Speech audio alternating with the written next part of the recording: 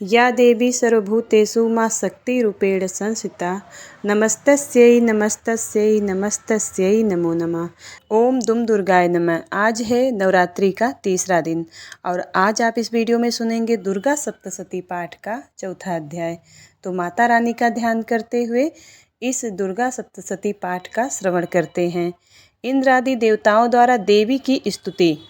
काले बादलों के समान श्याम वर्ण वाली, अपने कटाक्षों से शत्रु समूह को भयभीत करने वाली, मस्तक पर चंद्र रेखा से सुशोभित, हाथों में शंख चक्र गदा तलवार तथा त्रिशूल धारण करने वाली, 3 नेत्रों वाली, सिंह की सवारी करने वाली, अपने तेज से तीनों लोकों को परिपूर्ण करती हुई, देवताओं से घिरी हुई, सिद्धि की कामना से लोग जिनकी सेवा किया करते हैं, उन जया नाम वाली दुर्गा देवी का ध्यान करना चाहिए। ऋषि बोले, देवी ने जब पराक्रमी दुरात्मा महिषासुर का वध कर दिया और राक्षसों की सेना को मार दिया, तब इंद्रादि समस्त देवता अपना सिर और अपने शरीर झुकाकर भगवती दुर्गा की स्तुति करने लगे। जिस अतुल बल और प्रभाव का वर्णन भगवान विष्णु, शंकर और ब्रह्मा जी भी नहीं कर सके, वही चंडिका देवी इस संपूर्ण जगत का पालन करे और अशुभ भय का विनाश करे। पुण्यात्माओं के घरों में आप स्वयं लक्ष्मी का रूप हो और पापियों के घरे में तुम अलक्ष्मी के रूप हो, और सतकुल में जन्म लेने वाले के लिए तुम लज्जा रूप होकर उनके घरों में निवास करती हो। हम उस दुर्गा भगवती को नमस्कार करते हैं। हे देवी, इस जगत का पालन करो। हे मातेश्वरी, आपके इस अचित्य रूप का, असुरों का संहार करने वाली शक्ति तथा युद्ध में असुरों के साथ आपके अनेक प्रकार के चरित्रों को हम किस भांति वर्णन कर सकते हैं। अर्थात आपकी महिमा का वर्णन शब्दों से बाहर है। आप संपूर्ण जगत की उत्पत्ति में कारण हैं। आप में सतगुण, रजोगुण और तमोगुण ये तीनों उपस्थित है, तो भी दोषों के साथ आपका संसर्ग नहीं जान पड़ता।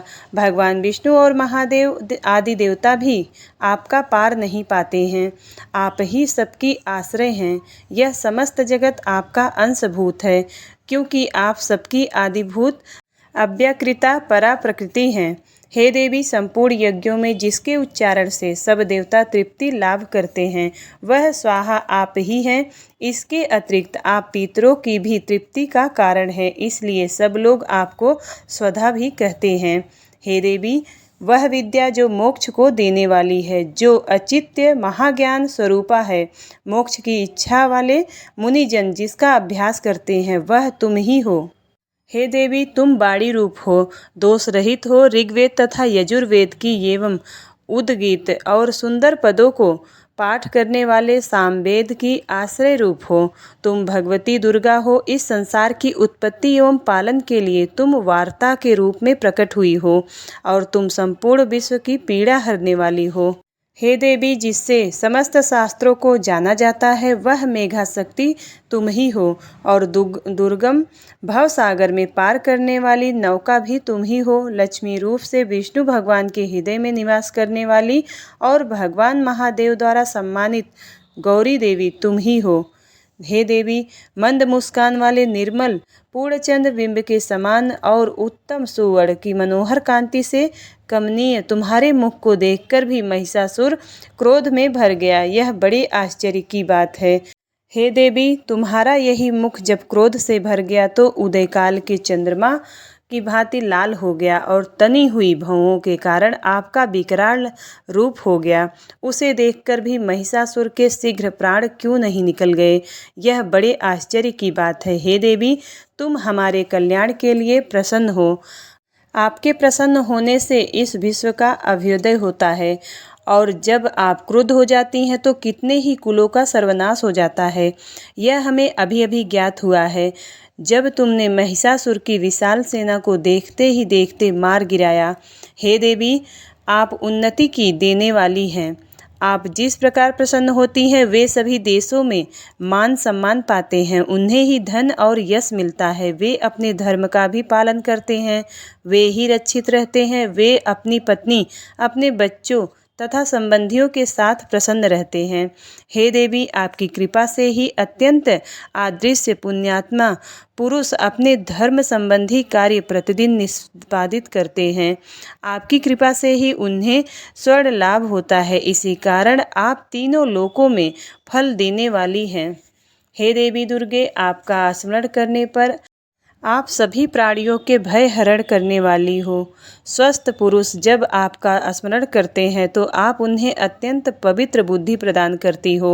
दरिद्रता, दुख और भय हरने वाली हे देवी, आपसे बढ़कर और कौन है। आप ही सबका उपकार करने वाली तथा सर्वदा दयामयी हो। हे देवी, उन राक्षसों का विनाश करने से संसार में सुख और शांति हो और ये राक्षस नरक में रहने के निमित्त भले ही पाप करते हो, परंतु युद्ध में मरकर इनको स्वर्ग मिले, यह सोचकर ही आप इन राक्षसों का संहार करती हो। हे देवी, संपूर्ण राक्षस आपके केवल देखने मात्र से ही भस्म हो सकते थे, फिर आपने अस्त्र शस्त्रों से इनका विनाश किया। इसका कारण यही था कि शस्त्र के प्रहार से राक्षसों को भी स्वर्ग प्राप्त हो जाए। इस प्रकार शत्रुओं के लिए भी आपके विचार कितने उत्तम हैं। हे देवी, आपकी तलवार की उग्र प्रभा, पुंज और त्रिशूल की चमक से उन राक्षसों की आंखें फूट जानी चाहिए थी, परंतु इसका भी एक प्रमुख कारण यह है कि चंद्रमा की किरण के सदृश आपका शीतल मुख उन्होंने देख लिया था। हे देवी, आपका शील स्वभाव दुराचारियों के दुष्ट स्वभाव को निवृत्त करने वाला है।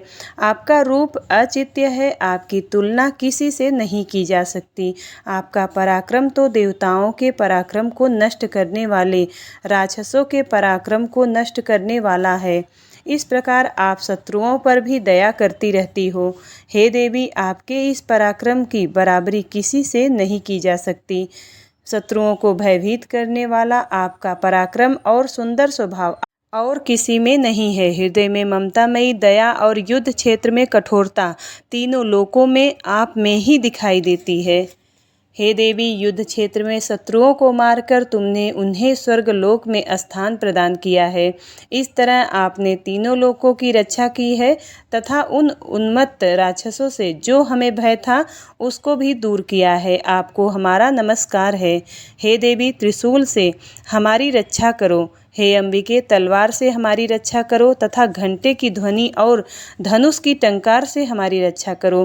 हे दुर्गा देवी, चारों दिशाओं पूर्व, पश्चिम, उत्तर और दक्षिण में अपने त्रिशूल को घुमाकर हम सबकी रक्षा करो। हे माता, तीनों लोकों में जो आपके सौम्य रूप हैं तथा असौम्य रूप हैं, उनसे हमारी रक्षा करो एवं इस पृथ्वी की भी रक्षा करो। हे अंबिके, आपके हाथों में जो खड्ग, शूल और गदा आदि शस्त्र शोभायमान हैं, उनके द्वारा हमारी रक्षा करो। ऋषि बोले। इस प्रकार सब देवताओं ने जगत माता भगवती की स्तुति की और नंदन वन के पुष्पों तथा गंध अनुलेपनों द्वारा उनका पूजन किया। सभी देवताओं ने भक्तिपूर्वक दिव्य धूपों द्वारा अर्चना की, फिर प्रणाम करने लगे। तब देवी दुर्गा प्रसन्न होकर उन देवताओं से बोली। देवी बोली, हे देवताओं, तुम सब लोग जिस वस्तु की अभिलाषा रखते हो मुझसे मांग लो। देवता बोले, भगवती ने हमारी सब इच्छा पूर्ण कर दी, अब कुछ भी बाकी नहीं है। हमारा शत्रु महिषासुर मारा गया है।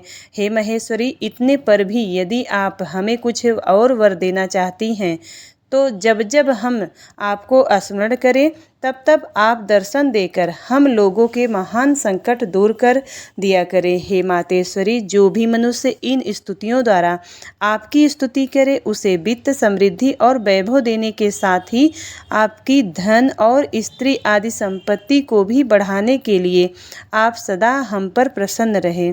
ऋषि बोले, हे राजन, देवताओं ने जब संसार के लिए तथा अपने लिए इस भांति प्रश्न किया तो देवी तथास्तु कहकर अंतर ध्यान हो गई।